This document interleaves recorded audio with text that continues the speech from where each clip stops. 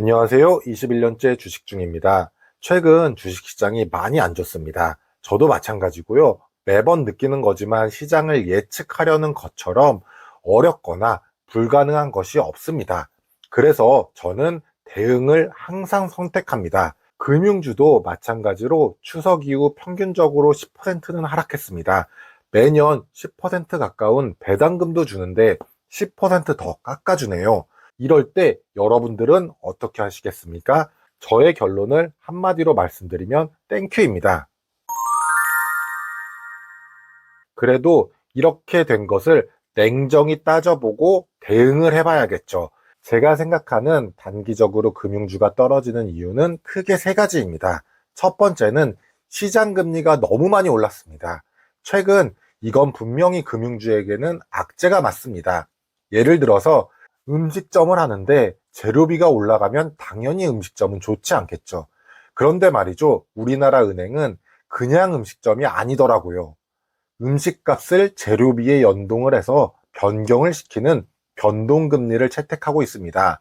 그래서 음식 재료비가 오르면 음식값을 자동으로 연동돼서 올리고 있습니다. 그리고 중간에 자기 마진을 눈에 띄지 않게 금리가 높을수록 슬쩍 더 올립니다. 그리고 정부가 대출을 재료비도 비싼데 왜 음식을 파느냐며 재료비보다 더 올리라고 하네요. 근데 배고픈 사람은 어쩔 수 없이 음식을 먹어야 하잖아요. 울며 겨자 먹기로 더 비싸게 대출을 받고 있습니다. 은행 입장에서는 더 이익이 많이 나올 수 있겠죠. 두 번째는 정치권이 은행을 때리기인데요.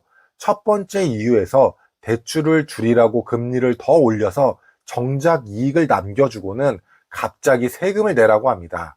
그런데 이 정도 시나리오는 은행주를 투자하시는 분들은 다 예측을 하고 있을 것입니다. 세금을 내라는 것은 처음이라 조금 더 충격을 받을 것 같기는 하는데 차라리 세금으로 내는 게 더 깔끔하지 않을까 합니다. 이것저것 주체를 하게 시키거나 사회적 비용으로 쓸 것이 뻔한데 이 정도 이야기도 어느 정도는 국내 금융주에 그동안 할인되었던 예측 가능한 부분입니다. 저도 내년 초 주주총회의 행동주의 펀드가 만약에 금융주에 대해서 이런 것을 문제 삼으려 한다면은 많지는 않지만 저의 주식에 있는 투표권으로 저도 행동주의 펀드에 힘을 보탤 예정입니다. 세 번째 이유는 실적 둔화와 연체율 증가입니다.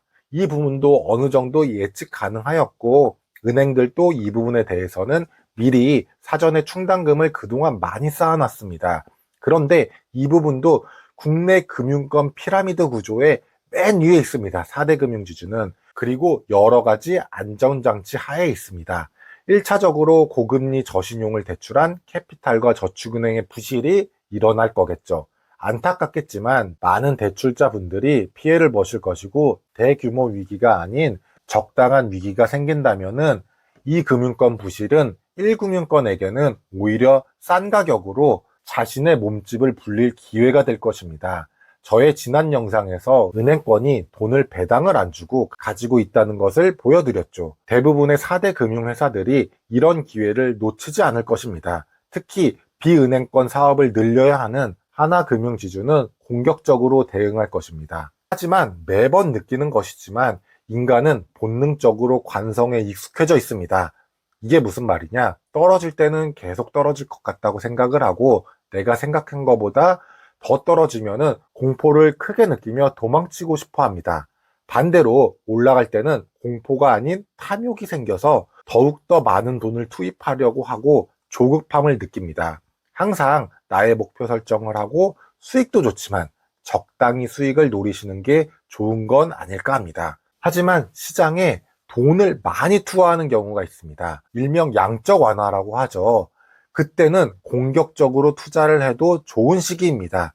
하지만 지금은 다들 아시다시피 물가가 높은 상황이라 그렇게 할 수가 없는 상황입니다. 그래서 혹자는 차라리 지금의 미국 경기가 좋은 것이 전 세계 시장에는 좋지 않다라고 생각을 한다고 합니다. 저 또한 이 부분에서 일정 부분은 동감하는 부분입니다. 저는 이번에 SK텔레콤 비중을 늘리려고 했으나 최근 금융주 하락으로 올해 남은 ISA 계좌에 저의 예수금을 어제 기준으로 5% 비중까지 현금을 낮추고 다 금융주를 분할 매수했습니다.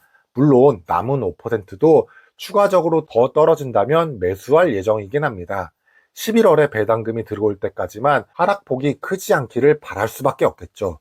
마지막으로 배당주를 자산으로 모으시지 않고 단기적 시세 차익을 생각하시는 분들은 금융주는 상대적으로 반등폭이 느리고 반등 시점도 늦을 수가 있습니다.